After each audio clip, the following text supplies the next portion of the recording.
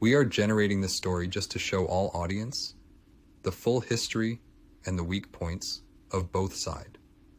So watch the full video, and if you like the video, share it with your friends and subscribe to your channel. The Fall of Constantinople, a clash of empires and the end of an era. The conquest of Constantinople, an in-depth account background and prelude to the siege Byzantine Empire. The Byzantine Empire, once a vast and powerful entity, was reduced to a shadow of its former self by the mid-15th century. Constantinople, its capital, was its last significant stronghold, surrounded by Ottoman territories.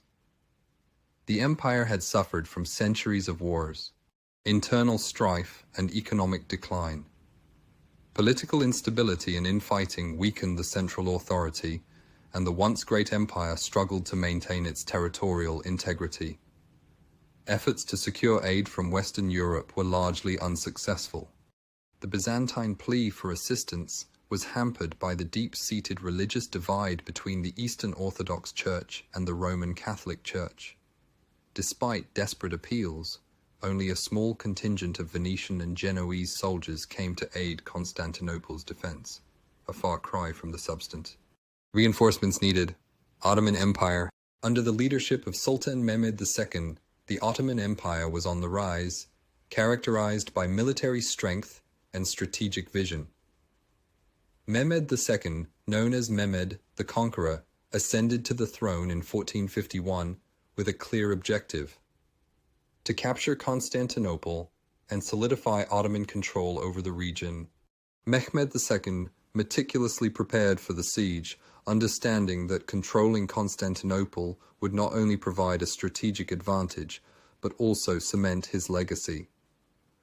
The construction of the Rumeli fortress on the European side of the Bosphorus was a key part of his strategy. This fortress allowed the Ottomans to control naval traffic and cut off Constantinople from potential aid via the Black Sea.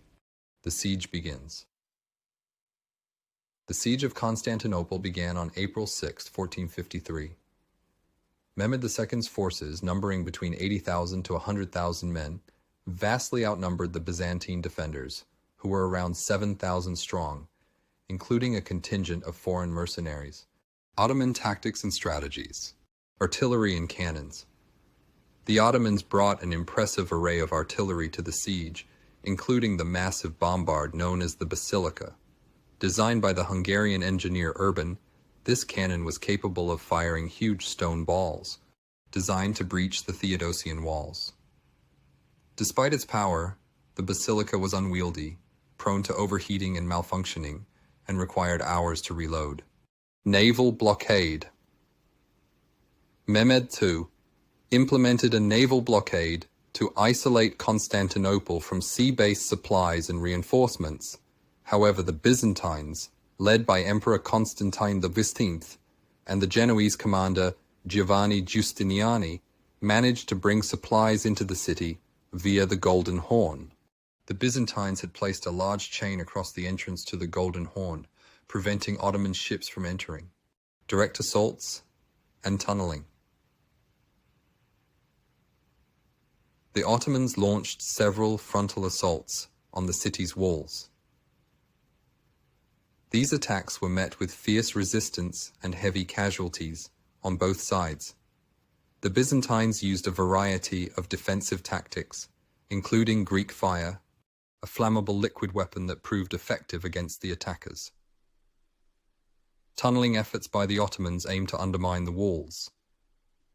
The Byzantines, aware of these efforts, countermined, collapsing Ottoman tunnels and causing significant losses.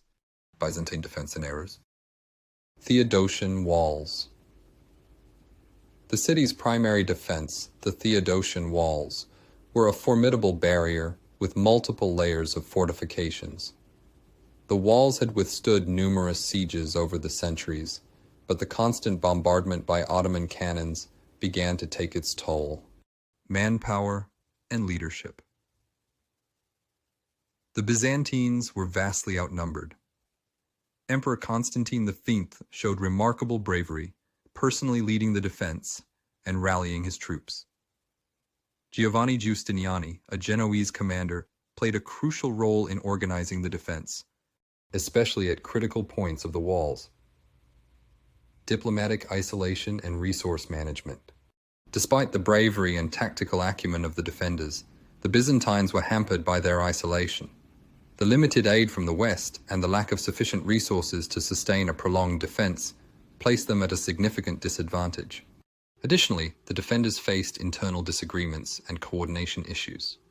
The presence of foreign mercenaries with divided loyalties sometimes led to conflicting strategies. Key events and turning points. 1. Use of artillery.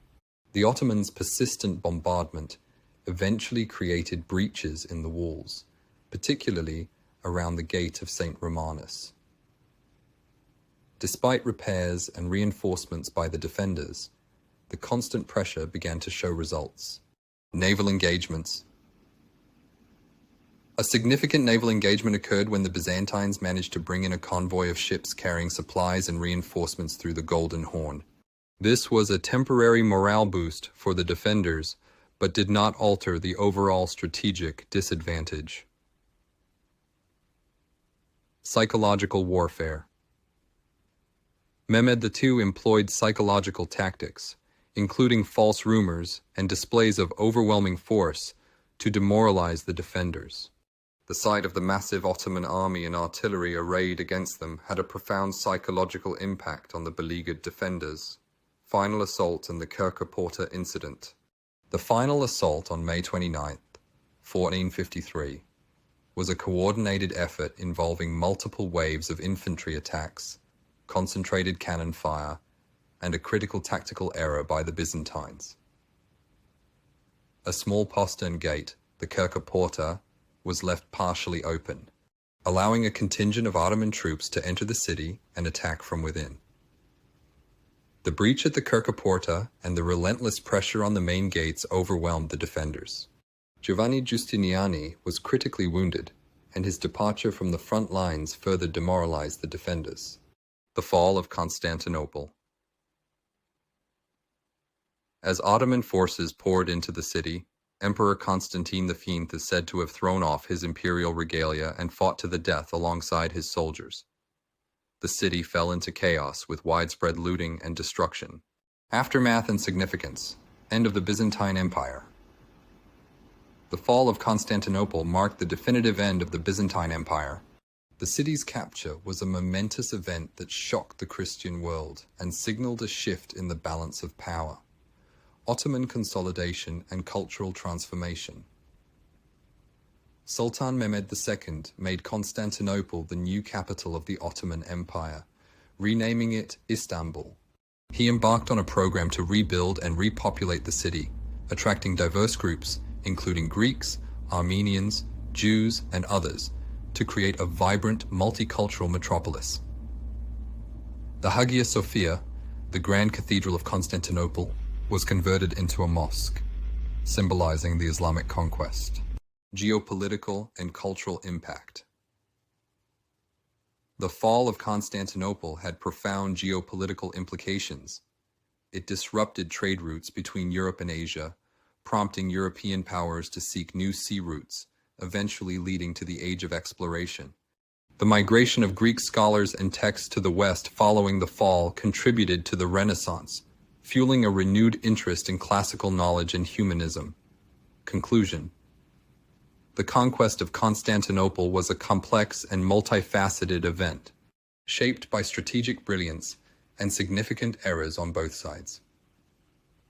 The Ottomans' use of artillery, combined with Mehmed II's relentless determination and strategic acumen, ultimately overcame the Byzantine defenders' valiant efforts and formidable. This historic event reshaped the political and cultural landscape of the region, signaling the end of an era and the beginning of a new age in world history.